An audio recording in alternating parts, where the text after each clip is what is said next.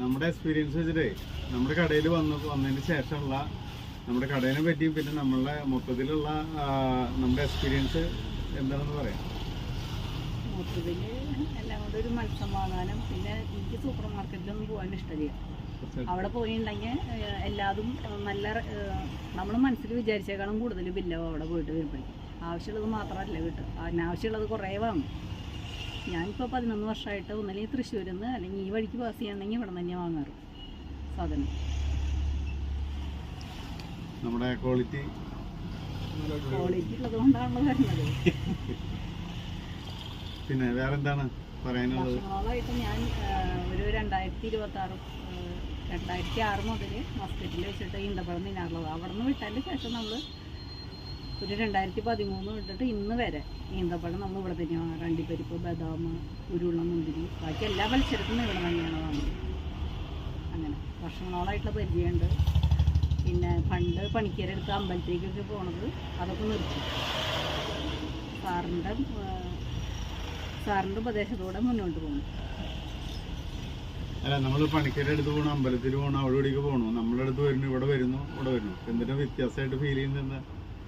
മൊത്തത്തിൽ നമ്മൾ പൂർണ്ണമായിട്ടും സ്വതന്ത്രമായി മനസ്സുകൊണ്ട്. മറ്റേതൊരു അമ്പലത്തിൽ പോകണം, അപ്പോൾ ഒരു ബന്ധനാവസ്ഥ, പണിക്കരുടെ അടുത്ത് പോകണം ഒരു ബന്ധനാവസ്ഥ, മറ്റുള്ളവരെ വർത്തമാനങ്ങളൊക്കെ കേൾക്കുമ്പോഴൊക്കെ അങ്ങനെ തന്നെയാണ് മനസ്സിൻ്റെ ഒരു അവസ്ഥ വരുന്നത്. ഇതെന്ന് പറയുമ്പോൾ സാറിൻ്റെ അടുത്ത് നിന്നുള്ള കറക്റ്റായിട്ടുള്ള ഒരു അഭിപ്രായമാണ് വരുന്നത്. അതിൽ നമുക്ക് വ്യക്തിക്ക് സ്വാതന്ത്ര്യമുണ്ട്. പിന്നെ ഓരോ വ്യക്തികൾക്ക് കണ്ടറിഞ്ഞ് പെരുമാറാൻ പറ്റും. ഞാൻ കണ്ടിന്യൂസ് സാറിനെ പരിചയപ്പെട്ടിട്ട് ഗുരുവായൂർ എല്ലാ മാസം പോയിരുന്നതാണ്. ഇപ്പോൾ ഒരു 7 വർഷമായിട്ട് പോവാണ്ട് എൻ്റെ തന്നെ ഒരു സ്റ്റുഡൻറ്റ് വന്നിട്ടാണ്, ആൾ കാറും കൊണ്ടുവന്നിട്ട് നിർബന്ധമായിട്ട് എന്നെ ഗുരുവായൂർക്ക് 7 കൊല്ലത്തിന് ശേഷം പോയത്. പിന്നീട് അങ്ങനെ പോകാറില്ല. പിന്നെ അമ്പലത്തിൽ പോകുമ്പോൾ കാണികൾക്കൊന്നും തോന്നാണ്ടിരിക്കാനായിട്ട് അമ്പലത്തിൽ നടയിൽ എന്തെങ്കിലും കുറച്ച് പൈസ വെച്ചു എന്നല്ലാണ്ട് പുഷ്പാഞ്ജലി കാര്യങ്ങളൊന്നും ചെയ്യാറില്ല ഞാൻ. അങ്ങനെ ഇപ്പോ സത്യം നിങ്ങളെ സ്വതന്ത്രമാക്കി. നിങ്ങൾക്ക് അത് തന്നെയല്ല, മൊത്തത്തിൽ മനസ്സമാധാനം ഉണ്ടല്ലോ. സാറ് പറയണ കാഴ്ചപ്പാടുകൾ അല്ലെങ്കിൽ സാറിൻ്റെ ആശയങ്ങൾ, അങ്ങനെ എല്ലാ സാധനങ്ങളും നമുക്ക് എന്തെങ്കിലും ഒരു ആവശ്യം ഉണ്ടെങ്കിൽ വിളിച്ച് ചോദിക്കുകയാണെങ്കിൽ അത് പറഞ്ഞു തരും. പിന്നെ അല്ലെങ്കിൽ ഭയങ്കര ബുദ്ധിമുട്ട് തോന്നുകയാണെങ്കിൽ ഇവിടെ വന്നിട്ട് സാറിൻ്റെ അടുത്ത് നിന്ന് പവർ വാങ്ങിയിട്ടാണ് പോകാറ്. അങ്ങനെ സാറ് പിന്നെ ഞങ്ങളുടെ വീട്ടിലേക്ക് വന്നിട്ട് വീട്ടിലൊക്കെ നിറച്ച് പവർ കൊടുത്തിട്ടുണ്ട്. ഞാനിപ്പോൾ വീട്ടിലേക്ക് മാറുമ്പോൾ എല്ലാവരും ഗണപതി ഹോമം കഴിക്കാൻ പറഞ്ഞിട്ട് ഞാൻ ഗണപതി ഹോമം കഴിച്ചിരിക്കുക. അതിന് പകരം സാറ് വന്നിട്ട് പവർ തരുകയും ചെയ്തു. എന്തായാലും ഇത്രയും കാലം ഞങ്ങളുടെ കടയോട് സഹകരിച്ച് ഞങ്ങളുമായി എന്താ പറയുക എല്ലാ കാലഘട്ടത്തിലും സ്നേഹത്തിൽ ഒന്നിച്ചു നിന്ന നിങ്ങൾക്ക് പ്രത്യേകം നന്ദി, സന്തോഷമൊക്കെ അറിയിക്കുന്നു. കിരൺ, നിനക്ക് എന്താണ് പറയുന്നത്? നിന്റെ ചെറുപ്പം മുതൽ കണ്ടുവന്നുള്ള അനുഭവം വെച്ചിട്ട്? ഞാനും എനിക്ക് നല്ല അഭിപ്രായമുള്ള അല്ല, തുടക്ക കാലത്ത് നിന്റെ ഉള്ളിലൊരു പ്രതീക്ഷ, ഒരു കാഴ്ചപ്പാട്, പിന്നീട് നമ്മള് നാളുകൾ കഴിഞ്ഞപ്പോൾ നിങ്ങൾ ചെറുപ്പക്കാരനായതുകൊണ്ടാണ് ചോദിക്കുന്നത്. അന്നോട്ട് വന്നിട്ടുണ്ട്, പക്ഷെ അന്നൊന്നും വലിയ ഐഡിയ ഉണ്ടാവില്ല. പിന്നെ ഓരോ കാലഘട്ടം കഴിയുമ്പോൾ സ്റ്റേജ് മാറും തോറും നമുക്ക് അതിനുള്ള മാറ്റങ്ങൾ വരുന്നുണ്ട്. ഞങ്ങൾ പറഞ്ഞു തരുന്നുണ്ട് ഇതിൻ്റെ അവിടെ നിന്ന്. ഇവര് എന്താ പറയുക, അത് കുഴപ്പമില്ല, സപ്പോർട്ട്. നമ്മളൊരിക്കലും നിർബന്ധമായിട്ടൊന്നും പുഷ് ചെയ്യില്ല. എന്തുകൊണ്ട് ചെയ്യാൻ പറ്റും അത് ചെയ്ത് നോക്ക് എന്നിട്ടുള്ള ഇന്നതാണ് വസ്തുതകൾ, ഇന്നതാണ് പറയും, ഇന്നതാണ് കാര്യം, ഇന്നതാണ് ശരി, ഇന്നമാതിരി ഇപ്പൊ ഇന്ന ഗുണങ്ങളുണ്ട്. അപ്പോൾ അറിവുള്ള ഒരാളാകുമ്പോൾ നമ്മൾ അറിഞ്ഞ് പെരുമാറി പോകുന്ന ഒരു കഴിവ് നമുക്ക് കിട്ടും. വ്യക്തി സ്വതന്ത്രമായിട്ട് മുന്നോട്ട് പോകണം. നമ്മൾ ഒരിക്കലും ഒരു ചങ്ങല ഇടുന്നില്ലേ? ഇല്ല, അതല്ല ഇപ്പൊ നീ സ്വതന്ത്രമല്ലേ? ഞാൻ ഹാപ്പിയാണ്. അപ്പോ ഈ അമ്മയ്ക്ക് നിന്റെ ഇതിലേ നമ്മളൊരു നീ കാണുന്ന ഒരു അമ്മയ്ക്ക് വന്നൊരു ചേഞ്ചസ് നിന്റെ ഒരു അഭിപ്രായം വെച്ച് പറയുകയാണെങ്കിൽ ഇങ്ങനെ പറയാൻ പറ്റുക? ഒറ്റയ്ക്കിനേക്കാളൊരു ഇതായി ബോൾഡായി നല്ല രീതിക്ക് എന്ത് വന്നാലും കുഴപ്പമില്ല. ഇപ്പൊ നേരിടാതൊരു ഇതായി പറഞ്ഞ പുറത്തേക്ക് പോയില്ല, വർത്താനം പറയില്ല, അങ്ങനെയൊക്കെ ആയിരുന്നു. ഇപ്പൊ അതിലുള്ള മാറ്റം ഇത് ഇപ്പൊ ആരോട് എന്ത് വേണമെങ്കിലും പറയാം എന്നുള്ളൊരു ഇത് വന്നിട്ടുണ്ട്.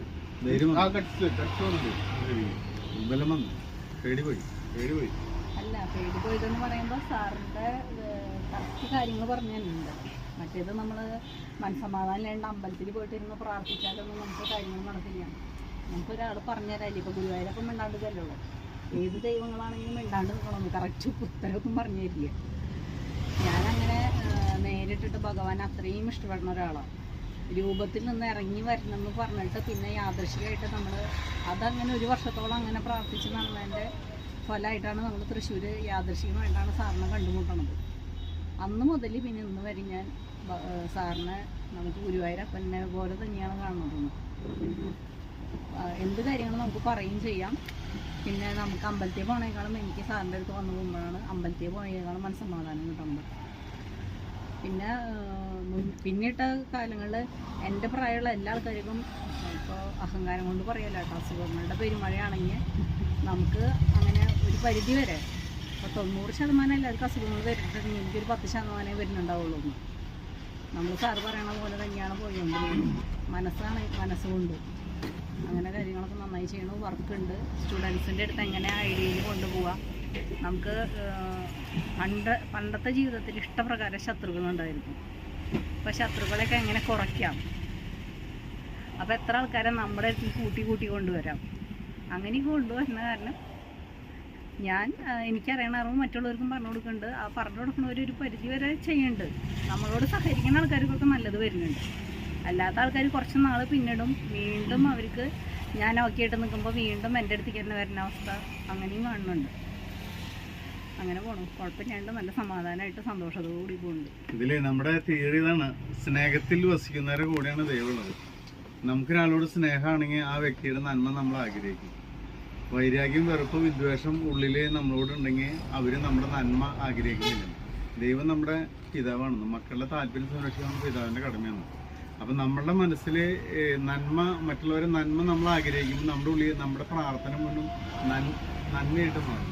അപ്പം നന്മയുള്ള മനസ്സ്, നന്മയുള്ള ആളുകൾ, അങ്ങനെയുള്ള ബന്ധം വരുമ്പോൾ നമ്മളൊരു നന്മയായിട്ട് മാറും.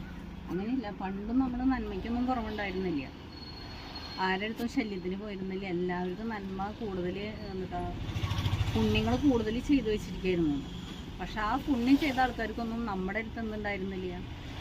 നമ്മുടെ അടുത്ത് അത്രയും ശത്രു ഉണ്ടായിരുന്നു എന്ന് നമുക്ക് പിന്നീടാണ് അറിഞ്ഞത്. പിന്നെ സാറ് പറയണ പോലെ മുന്നിലിരിക്കുന്ന വ്യക്തിയുടെ സാഹചര്യം അറിഞ്ഞ് പെരുമാറാനായിട്ട് കുറച്ച് പെരുമാറാൻ തുടങ്ങിയപ്പോൾ നമുക്ക് എന്തുണ്ട്, ശത്രു തന്നെ വരികയാണെങ്കിൽ നമുക്ക് അവരുടെ അടുത്ത് നമുക്ക് അറിഞ്ഞുകൊണ്ട് നമുക്ക് അവരുടെ അടുത്ത് നല്ല രീതിയിൽ പെരുമാറാനായിട്ട് പഠിച്ചു.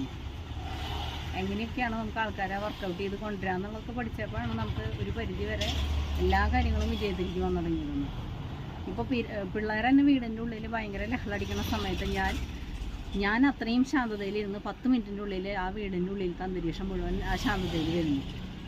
പിന്നെ പിള്ളേരധികം ചീത്ത പറയരുതെന്ന് പറഞ്ഞിട്ട് എനിക്ക് പെട്ടെന്ന് എല്ലാ കാര്യങ്ങളും നീറ്റാവണം. അപ്പോൾ ഇവരെ ചീത്ത പറഞ്ഞിരുന്നു. സാറിനെ പരിചയപ്പെട്ടതിൽ ഏറ്റവും കൂടുതൽ മക്കൾക്ക് ഗുണം. 2 പേരും ഞാൻ ചീത്ത പറയാറില്ല, അവരെ മനസ്സമാധാനത്തിന് വിടാറുണ്ട്. പിന്നെ നേരത്തിന് എണീറ്റില്ലെങ്കിൽ ചീത്ത പറയും. ഇപ്പോൾ അവർ ഉറക്കം കഴിഞ്ഞ് വരുന്നവരെ ചീത്ത പറയരുതെന്ന് പറഞ്ഞിട്ട് ഞാൻ ചീത്ത പറയാറില്ലെന്ന്. കൂടുതൽ ഓരോ വ്യക്തികളുടെ സ്വഭാവത്തിനനുസരിച്ച് പെരുമാറാൻ തുടങ്ങി. മറ്റേത് എൻ്റെ കണിശങ്ങൾ ഞാൻ എല്ലാവരെയും അടിച്ചേൽപ്പിക്കുന്ന ഒരു സ്വഭാവം ഉണ്ടായിരുന്നു എനിക്ക്. ഞാൻ പോലും അറിയാണ്ട് അതങ്ങനെ ചെയ്തിരുന്നു ഞാൻ. പക്ഷേ അതൊക്കെ മാറി. അങ്ങനെ കുറേ പറയുകയാണെങ്കിൽ ഒരു മഹാഭാരതം പോലെ പറയാനുള്ള കഥയുണ്ട്. അങ്ങനെ ഓക്കെ, അപ്പോൾ എല്ലാവിധ ആശംസകളും. അപ്പോൾ നിങ്ങൾ പോണ യാത്രയിൽ എന്താ പറയുക, ശാന്തമായി സമാധാനമായി പ്രസാദം വദനത്തിൽ കാരുണ്യം ദർശനത്തിൽ മാതിരുവാക്കിലായിട്ട് പോയിട്ട് വന്നു. അവിടെ എല്ലാവരെയും ചെന്ന് കണ്ട് അവരെല്ലാം കീഴടക്കി അവരുടെ ശക്തി മുഴുവൻ നിങ്ങളിലേക്ക് സമാഹരിച്ച് വിജയകരമായിട്ട് മുന്നോട്ട് പോകും. അപ്പോൾ എല്ലാവരെയും കീഴടക്കി സ്നേഹത്തിൽ കൊണ്ട് കീഴ്പ്പെടുത്തി, ചിരിച്ച് ഒരു വാക്കുകൊണ്ട്, ഒരു നോട്ടം കൊണ്ട്, ഒരു ഭാവം കൊണ്ട് എല്ലാവരെയും കീഴ്പ്പെടുത്തി ശക്തമായിട്ട് മുന്നോട്ട് പോയിട്ട് വരും. ഓക്കെ, ശരി.